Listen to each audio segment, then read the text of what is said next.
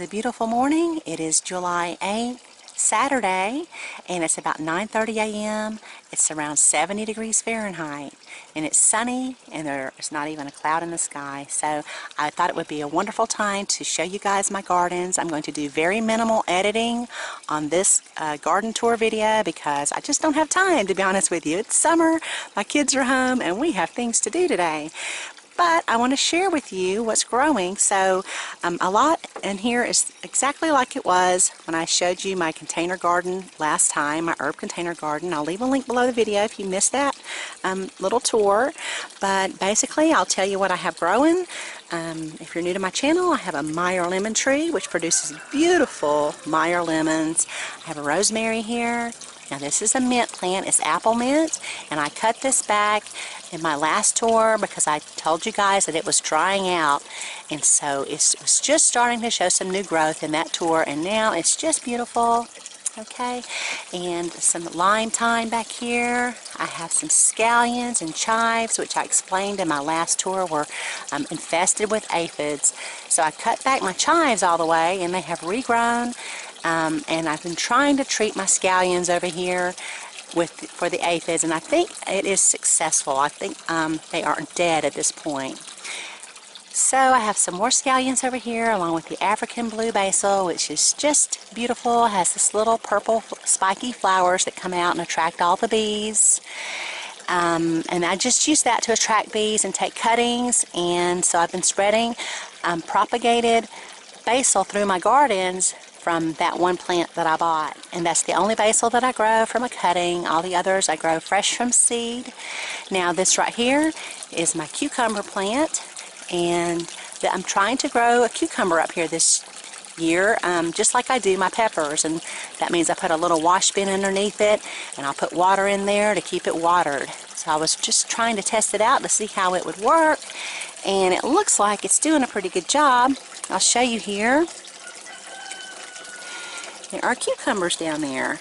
I hope you can see this okay. And so I'll go ahead and cut those here probably today or tomorrow for a salad. Okay, so right down here I have a chervil plant, and it looks like it's trying to bulb.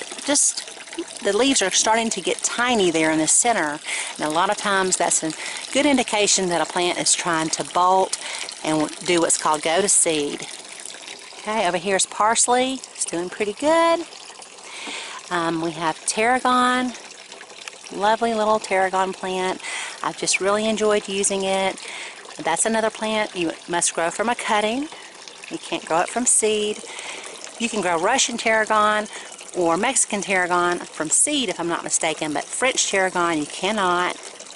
And then there's a large leaf basil, and then over here is another basil plant. All of these little basil plants that I'm showing you, I just tossed seed into these containers and they sprouted. The only one I've really had a problem with has been my Siam Queen. Don't know what's going on with it, but the large leaf and the red Reuben, they're just really pretty.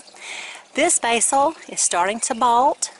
Okay, now this basil, I didn't start from seed outdoors. You can see right here in the center that looks like it's trying to form a little flower. Okay, I started this one indoors about 8 weeks before my last frost, and then I transplanted it out. So it's just about time for me to freeze this, or some people like to dry their basil. So, because once it starts to go to seed, or tries to go to seed, all the energy is going to go into that flower. And it's going to stop putting energy into leaves and the flavor of your leaves. So if you want to use it for cooking, this is a great time to preserve your basil. And also, this is why I also tossed out seeds of basil after my last frost date, because I knew that this was going to go to seed, and when that was going to seed, I wanted to have some more planted that I could start to use. And that's called succession planting. So I don't succession plant basil as much as I do some of my other herbs. Really only about once a month for basil in the summertime. Okay, so that's my basil for you. If you have any questions, just leave them down below the video, and I'll certainly try to help you, or if you have comments even. Okay, now I don't grow this from a cutting. You might think, Well, you can just cut that and it'll grow roots, and then you can move it through the garden. Yes, you can do that, but it's going to bolt, okay? It's just going to keep trying to bolt. All right, so that's just a little bit of tidbit of information for you. Over here I have cilantro. This is one of the herbs that I try to plant every about 3 weeks in the summer, maybe 2 weeks. And it likes the cooler temperature, so it bolts pretty quick. Now, I put it over here next to the house because it will receive some afternoon shade, and it's not too close to the house, so it will still receive rainfall, because I depend a lot on rainfall for my gardens. Okay, I don't have a spigot up here, a water spigot, to water my garden with. And so I also succession planted it. There's some more cilantro, and I'm keeping it kind of underneath the shade of this beautiful little green stalk system that I use a lot, and I grow a lot of things in it. The little tomatoes here are called sweet pea currant. They're just tiny, tiny tomatoes. They're not like a cherry tomato. They're even tinier. I'm just waiting on those to turn red. That will be wonderful. And then up here I have a lemon basil. Some Swiss chard there in the back.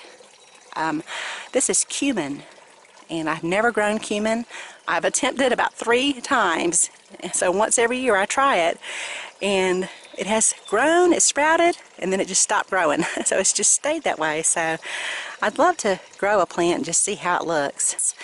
I tried to grow dill. I went ahead and put a couple of dill seeds over here, and they sprouted and came up, and that was in June. So I was just wanting to see if it would come up when the temperatures were cool. Of course, we had kind of a cool June. We had a really hot May and a cool June, so that was unusual.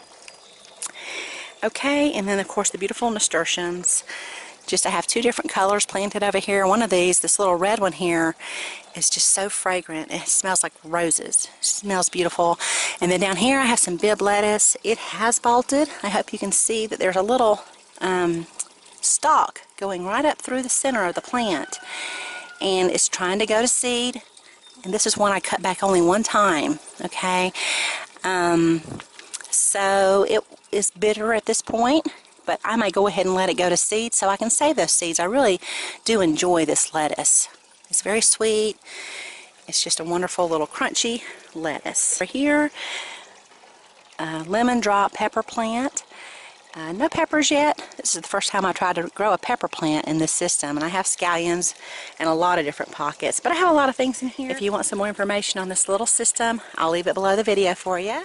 I also want to show you the indoor lettuce growing system. And so today I have some lettuce growing. I only have 1 shelf right now because I shut down the other ones. I just have too much growing. So this will be plenty for me through July, and then I'll have all these beautiful tomatoes and cucumbers coming in, and I'll just go ahead and shut this down until fall because we're just really busy in the summer.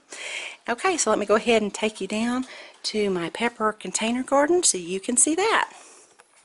This is the pepper container garden. I'm also growing cucumbers down here this year, and then off to my right I have a Kaffir lime tree that's in the shade right now, along with some lemongrass and galangal. So basically what I've been doing with my pepper plants is checking on them about every 2 to 3 days. I really should check on them every day.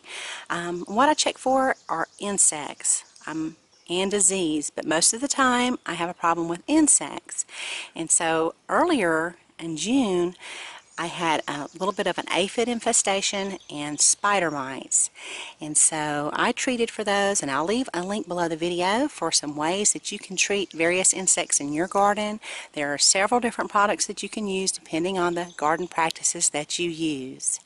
So I got all of the insects under control, and I've been keeping my plants watered from the bottom. I'll show you how I do that in just a minute. And it looks like the cucumbers are doing pretty good. I don't know how these will fare. I have some just slicing cucumbers in here, and I also have some pickling cucumbers. So let me give you a closer look at the peppers here. So right over here is the Spanish mammoth pepper, and it has a huge pepper on there. It gets really big, it turns red, so it's just starting to turn from green to a dark color, like almost a dark purplish black, and then it will turn bright red. Okay, I think this one's what you call a quadrato. So I have some of those growing up underneath there. Um, I don't know the names of all of these because I'll have to bend down and get them, but you can see they're looking really good, really healthy. This one here is one I picked up at the home improvement store, I believe.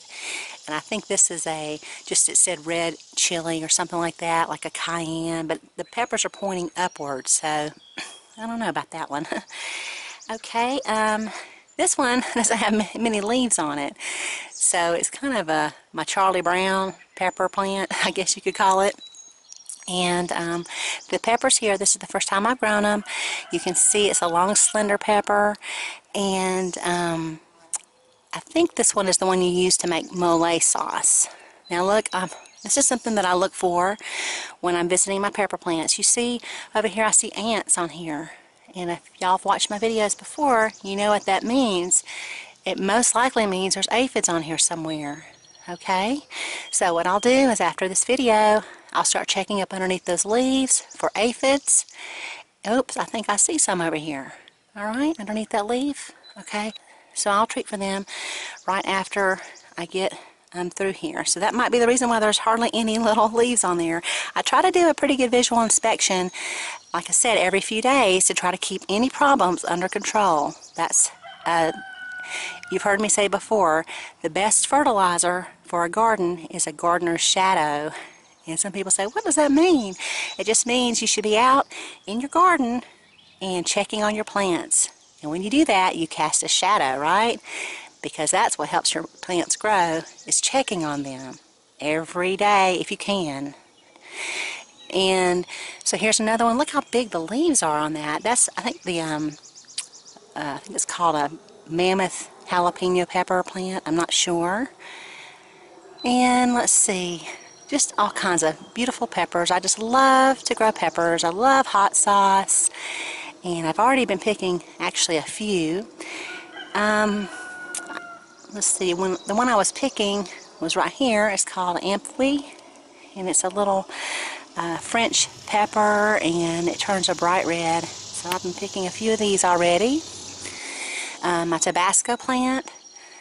Okay, so everything looks to be doing pretty good. So we're going to have a pretty hot day today. I want to go ahead and get my peppers watered. So what I do is I just take my water hose and I'll go right up here and just fill this bin up about a third of the way full. By the end of the day, all this water will be gone. It evaporates from the hot pavement and the concrete heats up, and the plant also takes it up. Okay, so I'll go ahead and do all of these this way. Okay, so I just watered my pepper plants and I filled them about a third of the way full. What I'll do is later this afternoon, probably about 4 o'clock, is I'll check on the bins just to see if all of the water has been taken up, because usually by that time all of the water will be gone. And if there is any water remaining in a bin, I'll inspect the pepper plant closer, because that is also another indicator to me that there's a problem with a pepper plant if it's not taking up water. If it stops taking up water, then it's trying to fight off something, most likely insects. So that's kind of my gauge that helps me determine if there's a problem with a plant. Okay, I had a plant last year and I could not figure out what was wrong with it. It was my golden cayenne pepper plant.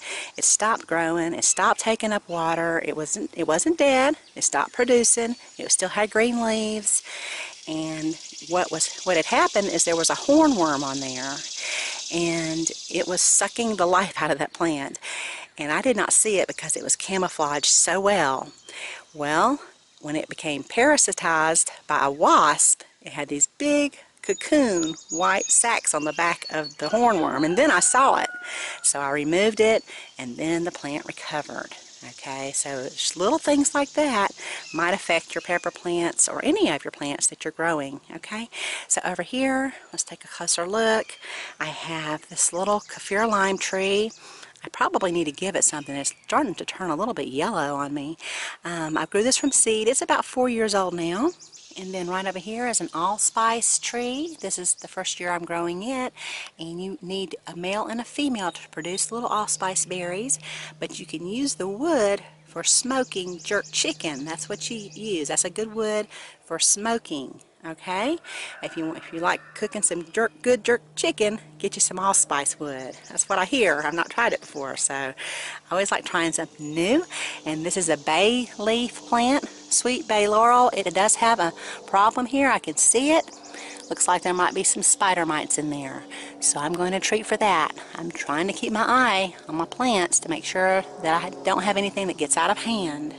Now I'm going to show you this Kaffir lime tree as soon as the airplane passes over.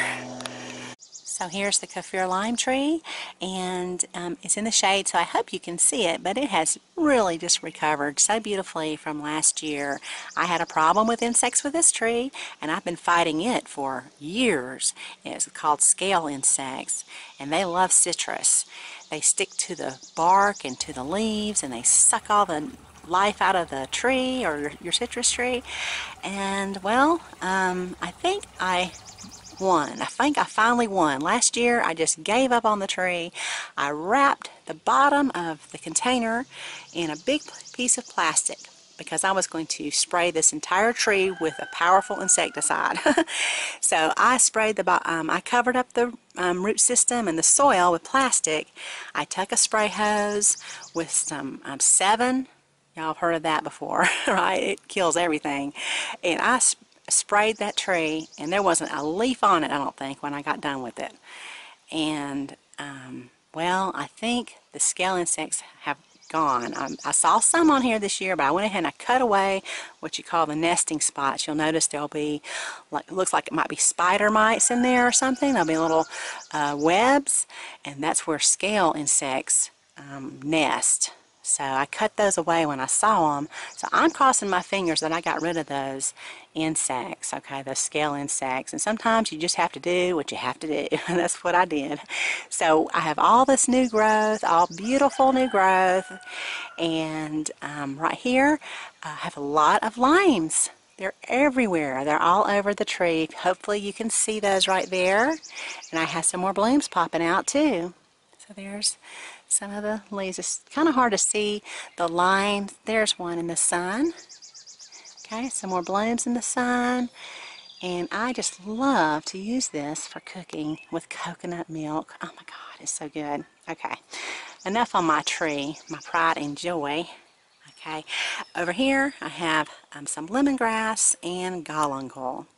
And lemongrass really can stand a lot more sun than this, but it dries out pretty fast in that clay pot. So I just put it over here with a tiny little wading pool underneath, along with the galangal. And the galangal really does need some shade because it's kind of like a ginger plant, and it does well with shade.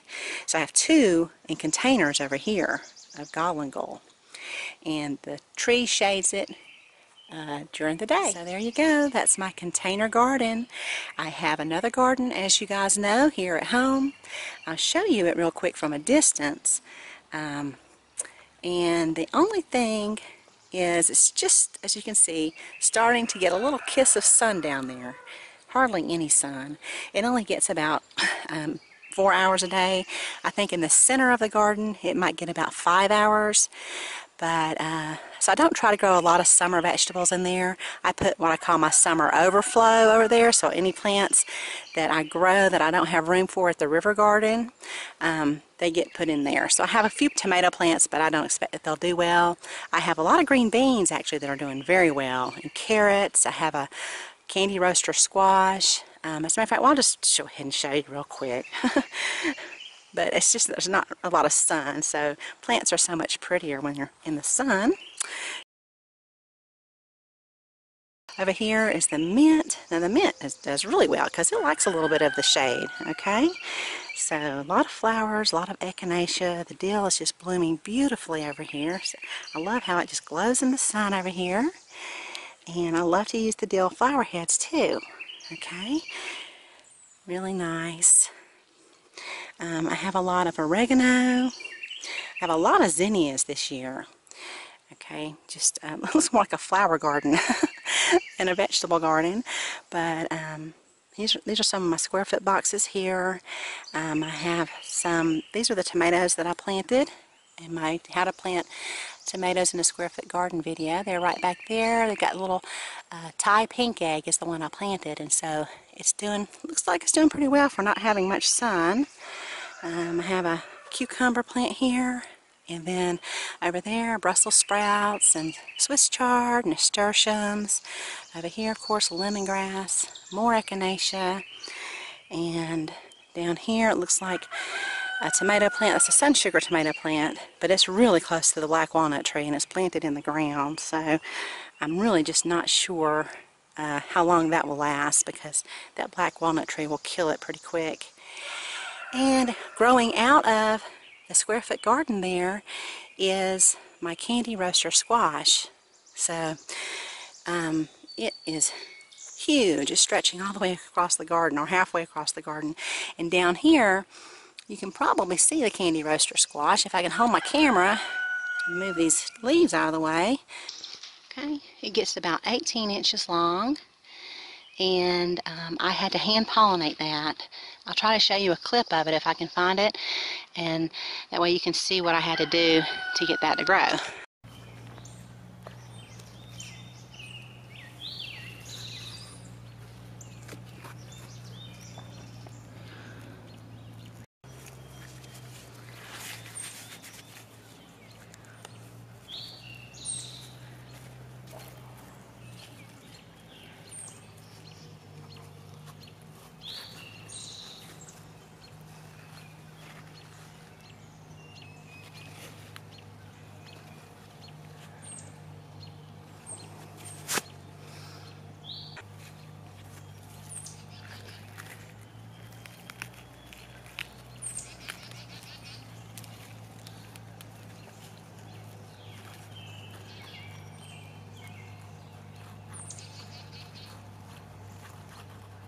Okay, so I've been picking a lot of green beans down here, but basically this is my little garden here at home. Just a lot of flowers this year, a lot of raspberry sorbet, zinnias, my favorite. They're just so vibrant and pretty. So there you go. I hope you enjoyed my tours, and I hope you guys are having a great summer, and I hope you're growing lots of yummy things. Thanks so much for watching. Y'all have a beautiful day.